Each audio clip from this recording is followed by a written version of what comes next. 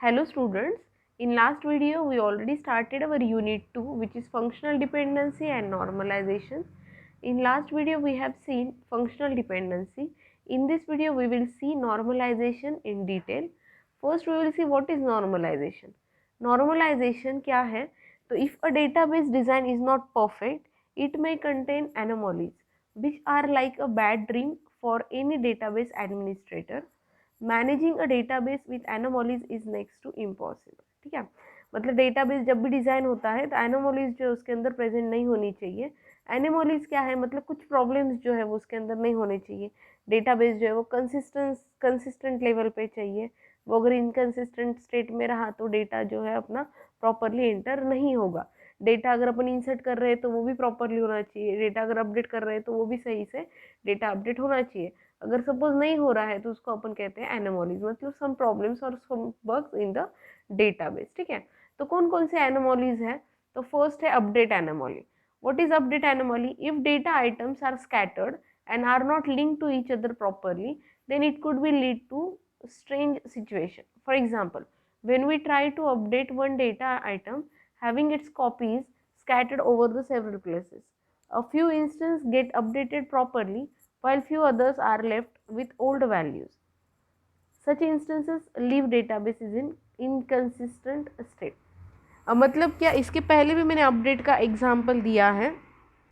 Suppose data जो है वो बहुत स्कैटर्ड फॉर्म में प्रेजेंट है, प्रॉपरली उसको लिंक्ड अप नहीं किया हुआ है. जैसे सपोज अपन ने एग्जांपल लिया था, डेटाबेस तो बना हुआ है लेकिन हर एक डिपार्टमेंट का डेटाबेस अलग अलग है. ठीक है, फिर हर एक स्टूडेंट की इन्फॉर्मेशन हर एक डिपार्टमेंट के डेटाबेस में रहेंगी. ठीक है, एक पर्टिकुलर स्टूडेंट है सपोज XYZ जो कि कंप्यूटर साइंस डिपार्टमेंट में भी, फिजिक्स में भी है और मैथ्स के अंदर भी है. ठीक है, तो मतलब एक सिंगल स्टूडेंट की इन्फॉर्मेशन 3 जगह पे रही. ठीक है, अगर सपोज वो स्टूडेंट का अगर मोबाइल नंबर चेंज हुआ है या फिर उसका एड्रेस चेंज हुआ तो उसको चेंज करने के लिए कहाँ कहाँ जाना पड़ेगा? तीनों भी डिपार्टमेंट में सेपरेटली जाके अपडेट करना होगा. राइट, अगर वही सपोज 2 डिपार्टमेंट में हुआ वो अपडेट और थर्ड में नहीं हुआ, इनकेस अगर वो भूल गया वहाँ पे अपडेट करना, तो फिर अगर वापस अपन डेटा जब रिट्राइव करेंगे तो हर एक इसमें से डेटा जो है वो अलग अलग मिलेगा. मतलब वो प्रॉपरली अपडेट जो है वो नहीं होगा. सेम स्टूडेंट का एड्रेस जो है हर एक डिपार्टमेंट में अलग अलग रहेगा, जो कि सही नहीं है. राइट, तो वही हो गई अपडेट एनोमली. जब डेटा अपन अपडेट करते हैं लेकिन डेटा अगर बहुत स्कैटर्ड है, they are not linked properly linked up नहीं है वो, तो वो केस में जो है जब अपन डेटा अपडेट करेंगे तब कुछ डेटा अपडेट होगा, कोई कोई पार्ट जो है डेटा का अपडेट नहीं होगा. लेकिन उस वजह से क्या होगा, डेटाबेस जो है वो इनकन्सिस्टेंट स्टेट में जाएगा. तो हो गया अपडेट एनोमली, जो कि नहीं चाहिए डेटाबेस में. राइट, सेकेंड जो है वो डिलीशन एनोमली. सेम है, we try to delete a record but parts of it was left undeleted because of unawareness. The data is also saved somewhere else. ठीक है, डिलीशन का भी सेम है. ऐसे स्कैटर्ड डेटा है, मेरे को अगर कुछ डिलीट करना है, जैसे सपोज XYZ स्टूडेंट है, उसने अगर एडमिशन लिया लेकिन वापस तुरंत कैंसिल कर दिया 8 दिन के अंदर. राइट, तो तीनों भी डिपार्टमेंट में डेटा XYZ का प्रेजेंट रहेगा. ठीक है, वही अगर क्या करेंगे अपन, XYZ का डेटा 1-2 डिपार्टमेंट में से डिलीट करेंगे, थर्ड इसमें अगर वो रह गया तो फिर वापस क्या होगा, डिलीशन एनोमली जो है वो ऑकर होती है.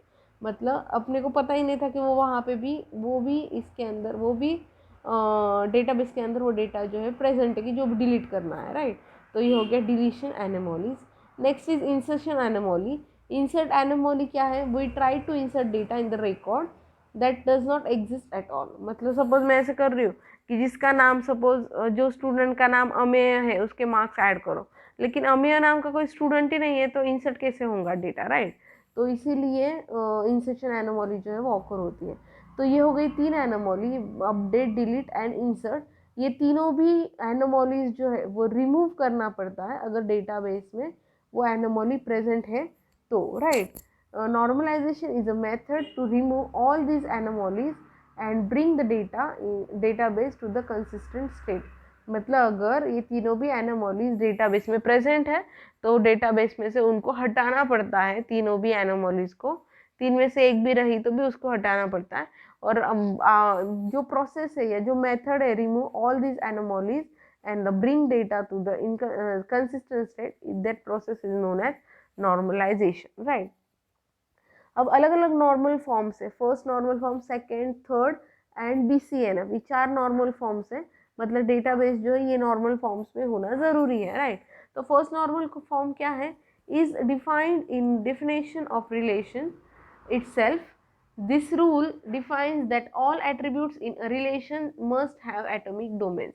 नॉर्मल फॉर्म से यानी कुछ रूल सेट किए हुए हैं कि वो एग्री जो है या फिर उसको फॉलो जो है वो होना ही चाहिए।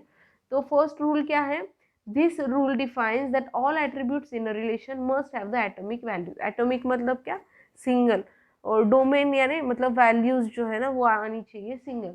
मतलब फॉर एग्जांपल यहाँ पे एक टेबल दिया हुआ है, कोर्स दिया है और कंटेंट दिए हैं। कोर्स के अंदर है प्रोग्रामिंग वेब एंड कंटेंट के अंदर है Java, C plus plus, HTML, PHP, ASP।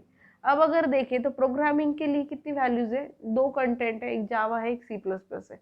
और वेब के लिए कितने कंटेंट्स है, HTML है, PHP, ASP है, राइट। मतलब 3 कंटेंट वेब के लिए है, जो कि फर्स्ट नॉर्मल फॉर्म के रूल के हिसाब से अलाउड नहीं है। क्योंकि फर्स्ट नॉर्मल फॉर्म का मेन रूल क्या है कि हर एक डेटा के लिए, हर एक यूनिट के लिए एक सिंगल एटॉमिक वैल्यू जो है वो होना ज़रूरी है, एक सिंगल वैल्यू जो है वो होना ज़रूरी है। इसलिए दिया हुआ टेबल जो है वो फर्स्ट नॉर्मल फॉर्म में नहीं है, लेकिन वो उसको फर्स्ट नॉर्मल फॉर्म में लाना ज़रूरी है।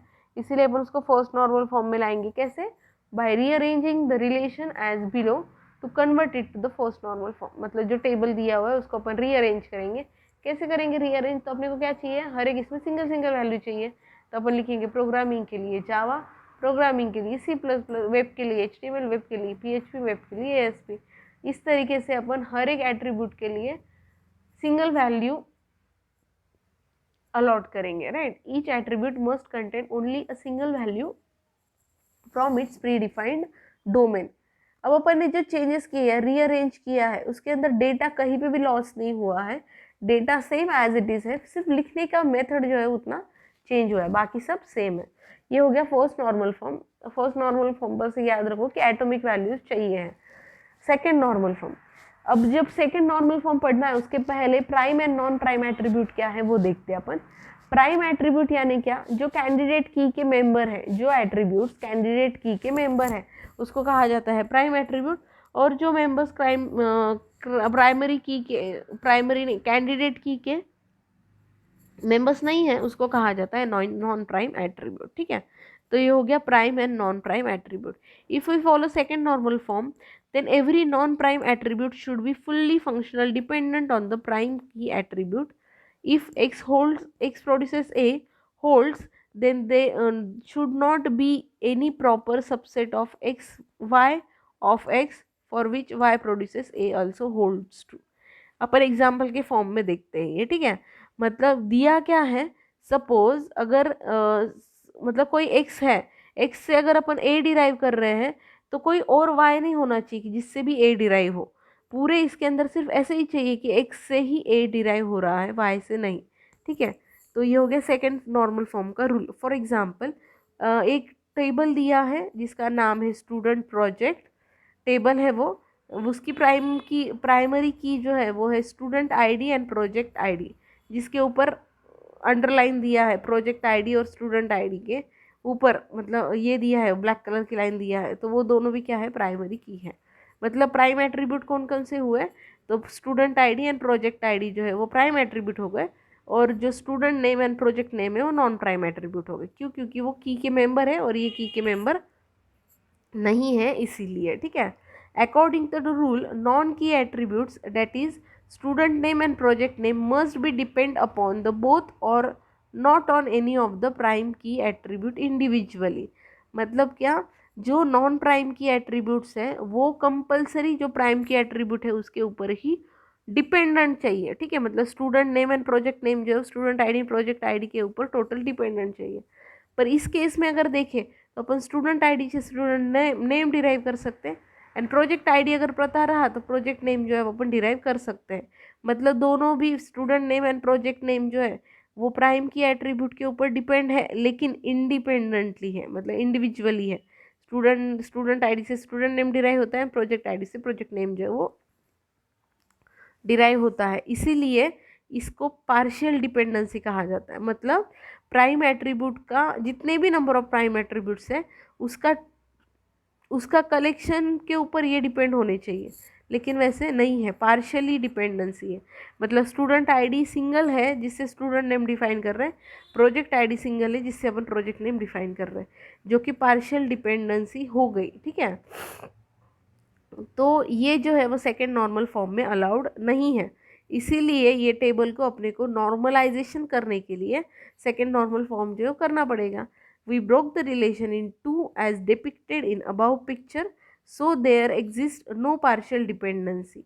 क्या किया अपन ने, स्टूडेंट टेबल बनाया एक, जिसके अंदर स्टूडेंट आईडी से स्टूडेंट नेम जो है वो डिराइव हो रहा, और प्रोजेक्ट आईडी जो है वो भी डिराइव हो रहा है।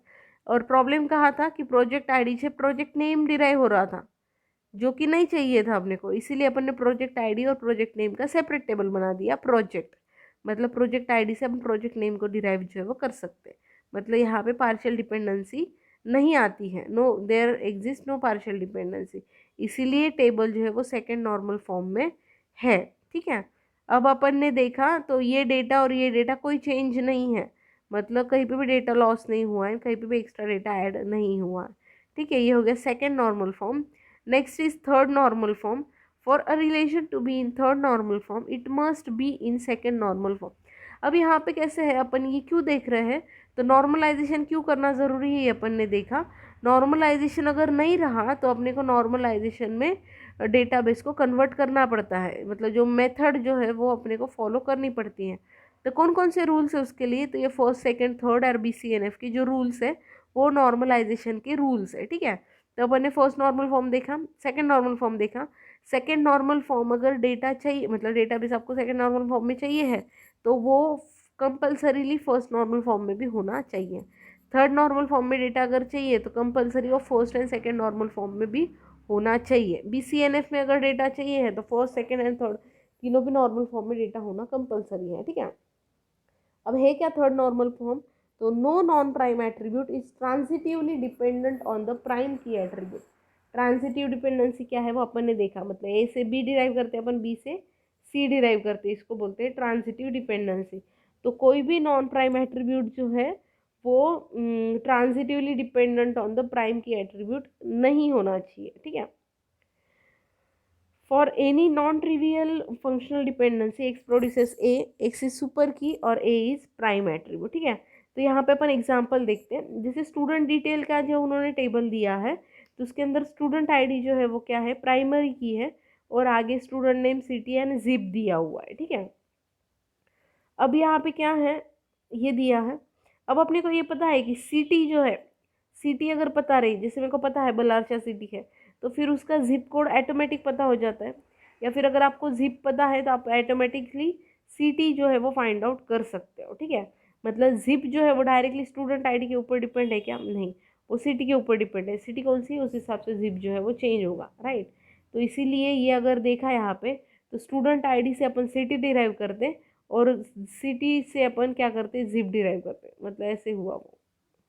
तो A is dependent on B and B is dependent on C, जो कि अलाउड नहीं है थर्ड नॉर्मल फॉर्म में। ठीक है, मतलब ट्रांजिटिव डिपेंडेंसी जो है वो अलाउड नहीं है, क्योंकि यहाँ पे सिर्फ स्टूडेंट आईडी ही दिया है उन्होंने कि जो सुपर की है या फिर प्राइम एट्रीब्यूट है, बाकी के सारे नॉन प्राइम एट्रीब्यूट है। तो कोई भी non prime attribute other non prime attribute के ऊपर डिपेंड नहीं रह सकता, मतलब जिप जो है वो सिटी के ऊपर या फिर सिटी जो है वो जिप के ऊपर डिपेंड नहीं रह सकती। तो इसीलिए वो जो है रिमूव करना और उसको रीफॉर्म करना ज़रूरी है। To bring the relation into third normal form we break relation into two relations as follows. जैसे अपन एक बनाएंगे student detail and zip code, जैसे लास्ट इसमें अपन ने 2 बनाए, तो student ID, student name and zip एक इसमें रहेगा, और जिप कोड एंड सिटी जो है वो एक इसमें रहेगा, क्योंकि अपन जिप से सिटी फाइंड आउट कर सकते हैं या सिटी से अपन जिप जो है वो फाइंड आउट कर सकते हैं, इसीलिए अपन ने सेपरेट कर दिया उनको। ठीक है, मतलब आप लोगों के पास जिप भी है तो भी आप सिटी फाइंड आउट कर सकते हो। तो ये हो गया थर्ड नॉर्मल फॉर्म। मतलब अपन ने देखा फर्स्ट नॉर्मल फॉर्म में एटॉमिक वैल्यूज़ चाहिए, सेकेंड नॉर्मल फॉर्म में पार्शियल डिपेंडेंसी अलाउड नहीं है, थर्ड नॉर्मल फॉर्म में ट्रांजिटिव डिपेंडेंसी जो है वो अलाउड नहीं है। Next is Boyce Codd normal form, that is BCNF is an extension of third normal form on the strict terms. BCNF states any non-trivial functional dependency X produces A x must be a super की, x जो है वो compulsory super की ही होना चाहिए, ठीक है। X must be a super की, एक्स प्रोड्यूसेस ए अगर है तो एक्स जो है वो कंपलसरी सुपर की यानी प्राइमरी की ही होना चाहिए।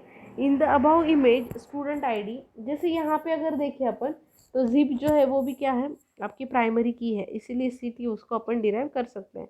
इन above image student ID is the super key in the relation where the student detail and the zip is the super key in the relation of the zip codes, right।